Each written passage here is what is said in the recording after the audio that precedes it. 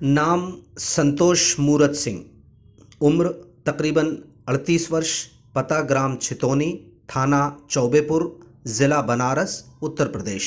काम विश्व प्रसिद्ध अभिनेता नाना पाटेकर के पूर्व रसोइया।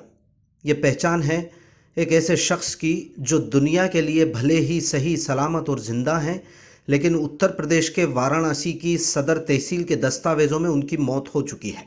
रिकॉर्ड में उल्लेख है कि देश भर में घूम घूम कर अपनी पहचान बता रहे संतोष मुंबई ट्रेन ब्लास्ट में मारे जा चुके हैं। मामला नाना पाटेकर से जुड़ा है तो ये न समझिए कि ये किसी फिल्म की स्क्रिप्ट है, बल्कि इस विचित्र घटनाक्रम से धीरे धीरे पूरा देश वाकिफ हो चुका है। लेकिन प्रधानमंत्री नरेंद्र मोदी के लोकसभा क्षेत्र वाराणसी का राजस्व महकमा संतोष को जिंदा मानने तैयार नहीं है। उन्हें फर्क नहीं पड़ता कि संतोष भारतीय सेना में अपनी सेवाएं देने के बाद साल 1988 में स्वर्गवासी हो चुके सैनिक मूरत सिंह का बेटा है। मैं जिंदा हूं, मुझे जिंदा करने में मदद कीजिए जैसे स्लोगन लिखे पोस्टर लेकर गुना पहुंचे संतोष मूरत सिंह की कहानी इतनी विचित्र है जिसे सुनकर कुछ समय के लिए यकीन करना मुश्किल है कि साल 2025 में भी क्या ऐसा संभव है कि एक शख्स अपने आप को जिंदा बताने के लिए दिल्ली के जंतर मंतर पर 10 साल धरने पर बैठा, 15 बार जेल चला गया, 21 साल से खुद को जिंदा करने की गुहार लगाते हुए कोर्ट कचहरी के चक्कर काट रहा है, लेकिन पिता की मौत के बाद उसे मिली पुश्तैनी जमीन के लिए परिवारजनों ने उसे दस्तावेजों में मृत घोषित कर दिया है। इस विचित्र लेकिन रोचक कहानी की शुरुआत होती है साल 2000 में, जब नाना पाटेकर, परेश रावल, आयशा जुल्का, सुचिंद्र बाली, निर्मल पांडे, पूनम झंवर, शर्बानी मुखर्जी और अरुण बख्शी जैसे दिग्गज कलाकारों से फिल्म आज की शूटिंग बनारस के छोटे से गांव छितौनी में हो रही थी। स्वभाव से ही लोगों के साथ घुलने मिलने का हुनर रखने वाले नाना पाटेकर ने गांव के ही एक नवयुवक संतोष को बुलाया और अपनी रसोई में कुछ पकवान बनाकर लाने के लिए कहा। संतोष ने उत्साहित होकर गांव में प्रचलित चने और छोटे से व्यंजन नाना पाटेकर को परोसे तो नाना संतोष के कायल हो गए और संतोष को मुंबई आने का प्रस्ताव दे दिया। संतोष ने नाना पाटेकर के घर में काम करना अपना सौभाग्य समझा और चल पड़ा मुंबई की ओर।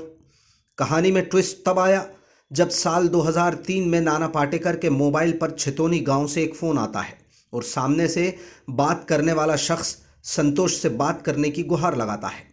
नाना ने संतोष को फ़ोन दिया तो सामने से बात कर रहे शख्स ने उसका आवाज़ सुनकर वो दंग रह गया और तपाक से पूछ लिया, संतोष तुम जिंदा हो? छितौनी में बात कर रहे ग्रामीणों ने संतोष को बताया कि आज तुम्हारी 13वीं है। संतोष के पैरों तले ज़मीन खिसक गई। वो कुछ दिन बाद गांव पहुंचा तो पता चला कि उसके चचेरे भाइयों ने उसकी पुश्तैनी ज़मीन एक हलफनामा देकर हड़प ली, जिस पर लिखा था कि संतोष की मुंबई ट्रेन ब्लास्ट में मौत हो चुकी है। संतोष ने बताया कि उन्होंने ज़मीन पाने के लिए पहले पुलिस और बाद में वकीलों की मदद मांगी। वो 3 साल तक वकीलों को 1500 रुपये महीने भेजते रहे, लेकिन उन्हें इंसाफ नहीं मिला। संतोष ने अपनी पीड़ा जब नाना पाटेकर को बताई तो उन्होंने उत्तर प्रदेश के तत्कालीन मुख्यमंत्री अखिलेश यादव को फ़ोन किया, लेकिन उच्च स्तर से भी कोई मदद नहीं मिल सकी। तकरीबन 9 साल तक परेशान रहने के बाद संतोष मूरत सिंह साल 2012 में जंतर मंतर पर धरना देकर बैठ गए, जहां से 10 साल बैठे रहने के बाद दिल्ली पुलिस ने चालान बनाकर भगा दिया। इसके बाद जब उन्होंने विरोध तेज किया तो 15 दिन के लिए जेल की हवा खानी पड़ी।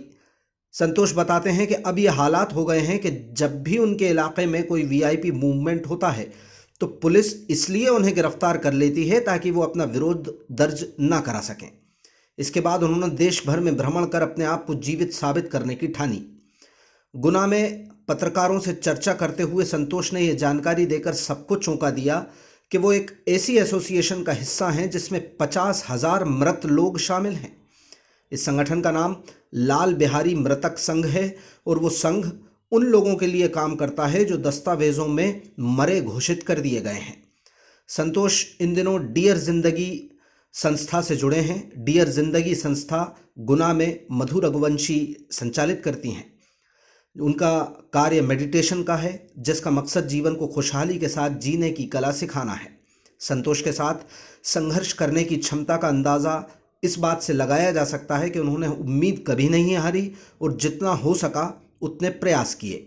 साल 2012 में उन्होंने प्रणब मुखर्जी और पीए संगमा के खिलाफ राष्ट्रपति चुनाव का नामांकन तक दाखिल कर दिया था। तब ये मामला पूरे देश में चर्चाओं का विषय बना।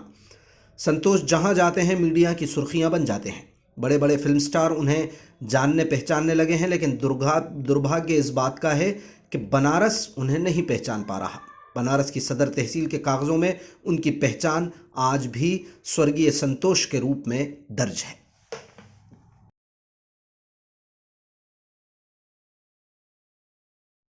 जी नमस्कार, मैं जिंदा हूँ संतोष मूरत सिंह और Uttar Pradesh government declares me dead, but मैं जिंदा हूँ। 21 सालों से अपने आप को जीवित घोषित करने के लिए हम तमाम जद्दोजहद कर रहे हैं, लेकिन आज तक मुझे सरकार के द्वारा जिंदा नहीं किया गया है। आप हमारे संघर्ष को गूगल पर भी देख सकते हैं, सर्च मी ऑन गूगल। मैं जिंदा हूँ संतोष मूरत सिंह। दिल्ली के जंतर मंतर से लेके लखनऊ, बम्बई, हर जगह धरना, प्रोटेस्ट, आंदोलन, और अब तक हमारी 115 बार जेल यात्रा भी हो चुकी है, कह सकते हैं। कोई भी वीआईपी मूवमेंट होता है, प्रशासन मुझे पहले उठा लेता है, क्योंकि इस दहशत में कि कहीं पीएम सीएम डीएम के सामने जो है कि मैं अपना ये बोर्ड लेके प्रेजेंट ना हो जाऊं, कि उनकी किरकिरी ना हो जाए। इसलिए एलआईयू और क्राइम ब्रांच ये लोग पहले से ही मुझे मतलब मेरा नंबर ट्रेस किए हुए हैं, और नंबर ज्ञापन में भी हम लिखते रहते हैं तो नंबर उनके पास है, और हमारा लोकेशन भी ट्रेस किया जाता है कि कहाँ जा रहे हो, क्या कर रहे हो।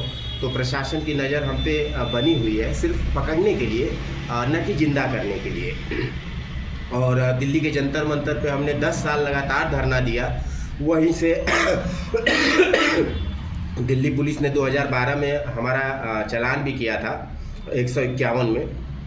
14 दिन के लिए तिहाड़ जेल गए थे, और तिहाड़ जेल से हमने first time India dead man precedence racing 2012 राष्ट्रपति का हमने नामांकन भरा था 2012 में, प्रणब मुखर्जी साहब और पीएम संगमा जी के अगेन में। तो वो मामला काफ़ी सुर्खियों में रहा। उसके बाद पूरी मीडिया ने मुझे संज्ञान लिया, और 28/6/2012 को सारी मीडिया हमको लेके लखनऊ आई। उस समय तत्कालीन सीएम अखिलेश यादव जी थे जी। हमारा ग्राम और पोस्ट छितौनी, थाना चौबेपुर, जिला बनारस के निवासी हैं, और मेरे पिताजी आर्मी में थे। उनका नाम स्वर्गीय मूरत सिंह, और रिटायरमेंट के बाद उनका देहांत 1988 में होता है। और 1988 में ऑल प्रॉपर्टी जो है मेरी विधवा मेरी माताजी के नाम से, और पुत्रगण मतलब हमारा वरासत जो है 1988 में हो गया था। उस समय हम नाबालिग थे। नाम चलते आया, सन 2000 तक नाम चलते आया। सन 2000 में फिल्म स्टार नाना पाटेकर साहब आज फिल्म की शूटिंग के लिए हमारे गांव में आए, और उनसे मेरी मुलाकात हुई। नाना साहब को जब पता लगा कि हम फौजी के बेटे हैं, हमारे पिताजी वो फौज में थे, तो उन्होंने कहा कि आप फौजी के बेटे हो और आप ही के गांव में हम शूट कर रहे हैं, तो आप कुछ हमें बना के खाना वाना कुछ खिलाओ।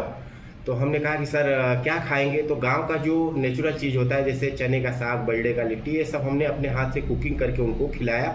उन्हें पसंद आया। सो उन्होंने कहा कि संतोष आप हमारे साथ बॉम्बे चलो, क्योंकि आपके मम्मी पापा कोई नहीं है, आप अकेले हो, आपका व्यक्तित्व मुझे अच्छा लगा। तो हम नाना पाटेकर साहब के साथ बॉम्बे चले गए सन 2000 में। सन 2000 में चले गए, पूरा गांव वालों ने ही सपोर्ट करके वहाँ भेजा भी मुझे कि चलो इतना बड़ा स्टार जो है हमारे गांव के लड़के को ले जा रहे हैं तो अच्छा होगा। अब वहाँ चले गए, 3 साल हम नहीं आए। 3 साल में ही गांव के लोगों ने ही नाना पाटेकर साहब को फ़ोन किया कि सर संतोष कहाँ है। तो बोले संतोष है यहाँ पे ही है, मेरे पास ही है, किचन में है, कुछ कर रहा है। तो बोले सर बात कराएंगे हमारी। तो बोले हाँ ज़रूर। तो मेरी बात हुई। तो बोले संतोष आप जिंदा हो, आप तो आज आपकी गाँव में 13वीं है। तो हम कह रहे यार क्या मजाक कर रहे हो। तो बोले मजाक नहीं, अगर आपको यकीन नहीं हो तो गाँव में आके आप देख सकते हो, मिल सकते हो, पूछ सकते हो। तो हालांकि हम 13वीं में तो नहीं पहुँचे, 13वीं के बाद हफ्ता 10 दिन के बाद गाँव में गए। तो करण अर्जुन फिल्म की तरह हमें जो कोई देखे बोले कि अरे आप तो मर गए हो, जिंदा कैसे हो, मतलब काफ़ी लोग बोले। फिर हम साहब को फ़ोन किए, नाना पाटेकर साहब को। तो बोले कि आप एक काम करो, पुलिस के पास जाओ। पुलिस के पास गए तो पुलिस प्रशासन का कहना था ये उत्तर प्रदेश है, यहाँ 1000-2000 के लिए कांड हो जाता है, आप वैसे भी इतने बड़े फिल्म स्टार के यहाँ जॉब कर रहे हो, आप जाके कमाओ खाओ यार, इस चक्कर में मत पड़ो। वहाँ से मायूसी हाथ लगी। हम फिर वकील के पास गए। वकील का कहना था कि आप एक काम करो, जब काम नहीं करोगे, पैसा नहीं रहेगा तो आप केस कैसे लड़ोगे। 1500 रुपये महीने पे हमें उन्होंने हायर कर लिए, मतलब 1500 रुपये उनको महीना देना है और वो तारीख देखेंगे। हम 1500 रुपये पर मंथ पे उनको रख के चले गए। 3 साल तक उनको 1500 रुपये भेजते रहे। एक बार भी हमको जज के सामने पेश नहीं किए। लास्ट में थक हार के हम कहे कि भैया हम यहाँ बुकिंग करके कितना पैसा कमाएंगे, हमारा सब कुछ जा चुका है, मर गए, तो एक काम करो, या तो हमें ज़िंदा करो या तो ये केस छोड़ दो। तो बोले आपकी मर्जी। तो हमने बंद कर दिया वो केस और 1 जनवरी 2012 से दिल्ली के जंतर मंतर पे अनिश्चितकालीन धरनारस्त हो गए। आपको मरा क्यों घोषित किया, किसने किया? हमारी जमीन के लिए, हमारे दयाद परदार चचेरे भाइयों ने वाराणसी सदर तहसील राजस्व विभाग में एक एफिडेविट हलफनामा लगा दिए।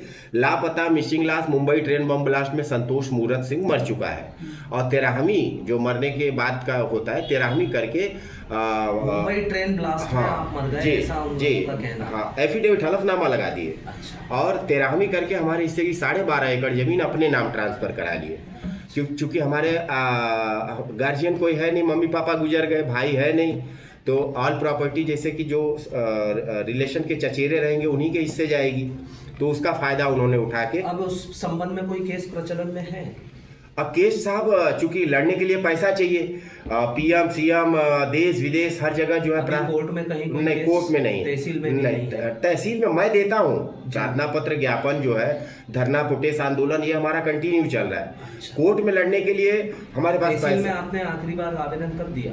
अरे अभी 15 दिन पहले। 15 दिन पहले कहाँ पर? वहीं वाराणसी में। हाँ, वाराणसी में जी। अभी गुना आने का आपका क्या? गुनाह का उद्देश्य ये है साहब कि जैसे कि